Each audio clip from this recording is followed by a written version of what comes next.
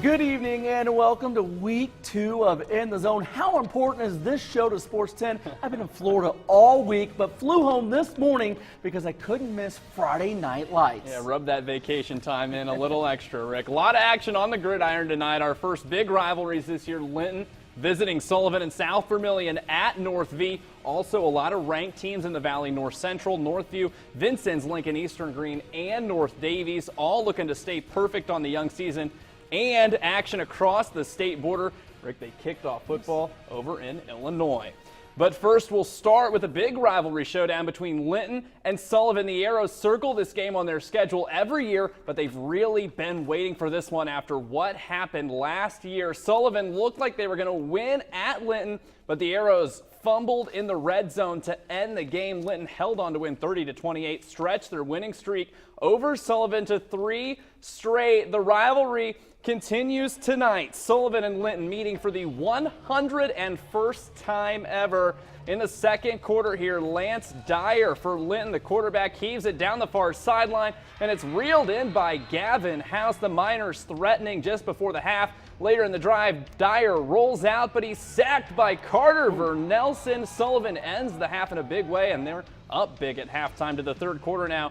Jack Connor fires to Kyle Vernelson, who makes a big catch and good vision, dodges a couple tacklers, gets caught from behind, but Sullivan is looking to score again. A couple plays later, Dylan Curtis, the touchdown crab, he leaps into the end zone for the diving touchdown. Jack Connor had 5 total TDs in this game. He went for 374 yards total. I'd say, Rick, he got the redemption he was looking for. This one was a rout. Yes. You don't see that often. Sullivan blows out Linton in front of Arrow Nation. 42-14 the final score. Linton drops to 0-2 on the season. That's a rare sight for sure. Sullivan back on top of the rivalry for the first time since 2014. Now, it wasn't a good start to the season last week for our Vigo County teams. All 3 lost and didn't play anywhere near their capability. Terre Haute North, Terre Haute South, and West Vigo were all looking to bounce back tonight with better performances. The Braves were at home. They hosted Evansville Harrison. Jace Dressler had a huge game for South. He rushed for 150 yards and 2 touchdowns. His second score gives the Braves a 42-0 lead in the third. Collins Turner threw for 126 yards. A big chunk came here on this bomb to Casey Bender. Beautiful grab by the South wideout with the defender all over him. Jacob Rutledge would finish off the South drive with a short touchdown run. Terre Haute South is impressive tonight, winning 49-14. The 35-point victory is the Braves' largest margin of victory since 2014. Terre Haute North was going for win number 1 of the season at Princeton. Princeton quarterback Garrett Bach tries to go deep over the middle, picked off by Connor Lutz to give Terre Haute North great field position. The Patriots take full advantage. Tristan Elder throws a perfect pass to Devin Stillwell, who comes up with a 25-yard touchdown catch, giving Terre Haute North a 14-0 lead. Couple minutes later, another nice defensive play by the Patriots. Shane Haypenny picks it off.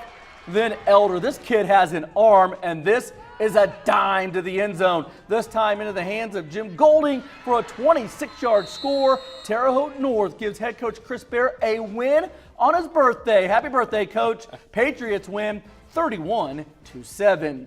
West Vigo was looking to knock off Crawfordsville for the 4th year in a row. Meet the wall known as Robert Dickerson. The West Vigo defensive lineman body slams the running back for a big loss. Big teams, always big time in high school football. Special teams, a huge part of it. Colton Yates gets a block on the punt, giving West Vigo the ball at the Crawfordsville 3-yard line. A couple plays later, West Vigo would punch it in behind Kyle McAllister. Vikings up 6-0 early. Perks of having your quarterback as the punter, you can pull off this. Head coach Jeff Cobb getting tricky in his old age. Dane Andrews to a wide open Brandon Strode. Strode makes a couple defenders miss, and he would not be denied the end zone. Vikings pick up win number 1 on the season. West Vigo rolls 31-7 at Crawfordsville.